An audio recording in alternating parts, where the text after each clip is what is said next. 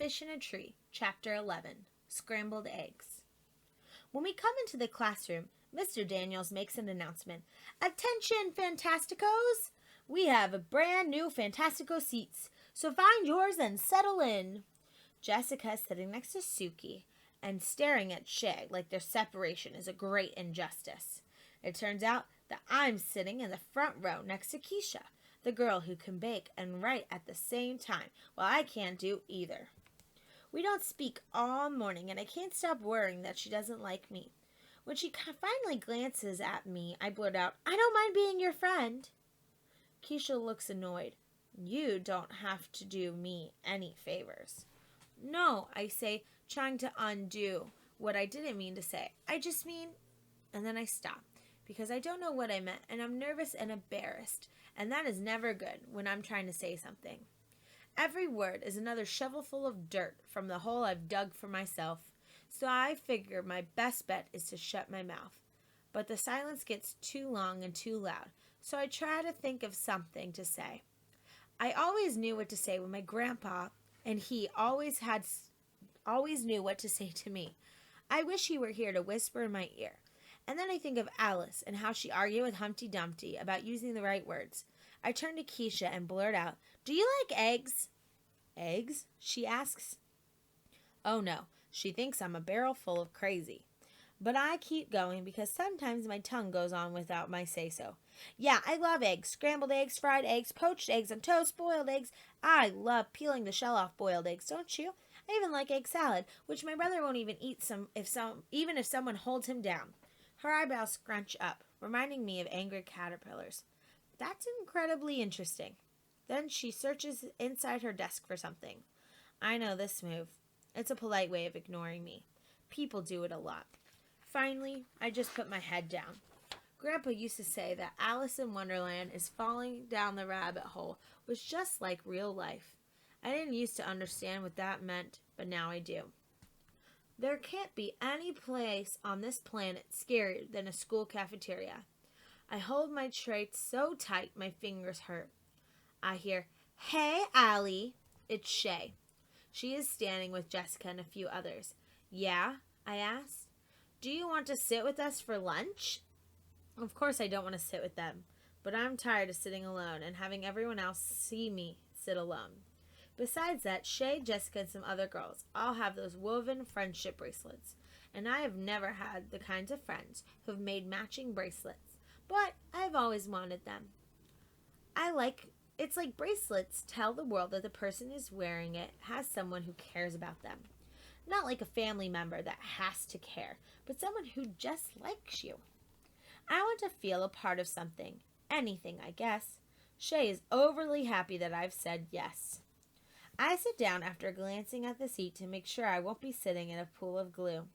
Shay motions me to sit next to her. She and Jessica smile that on the outside seems fine, but your gut tells you to be careful of. There are a few other girls. Max is there with one other boy. Jessica points at Albert, and they start laughing. I look over and I don't see anything funny. "Can you believe it?" Shay asks. "How pathetic is that?" "Hey, Albert," she calls. "Is that supposed to be a fashion statement?" I still don't get it. He's wearing his usual Flint shirt and jeans. Why are they so worked up now? Shay hits me on the side of the arm and points down at his feet. The backs of his sneakers have been cut out.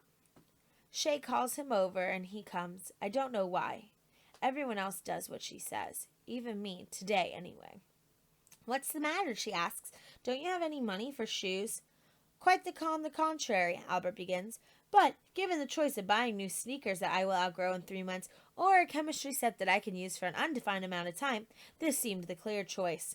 They're in fine shape, except for just being just a bit short."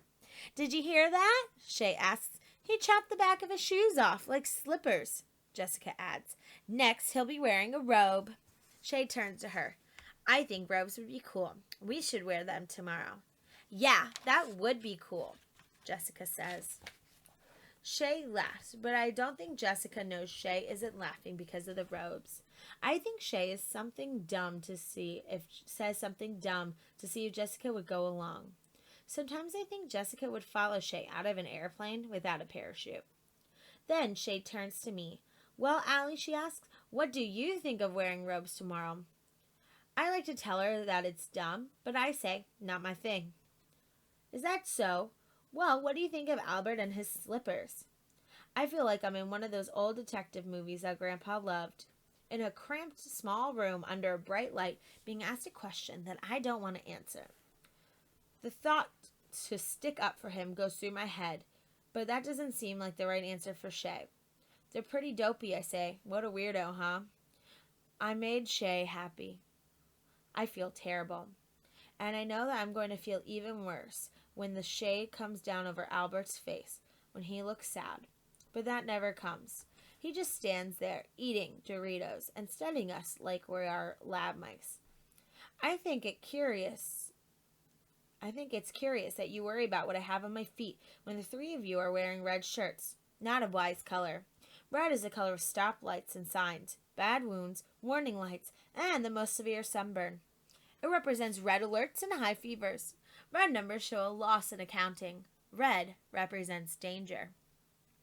I think of all the red marks that covered my papers from teachers. How I hate to get them back. Jessica laughs the loudest. What a weirdo, Albert. Furthermore, he says, any crew member of Star Trek Starship Enterprise who wears a red shirt never appears in another episode. Frankly, I think you've made poor choices. They all burst out into laughter.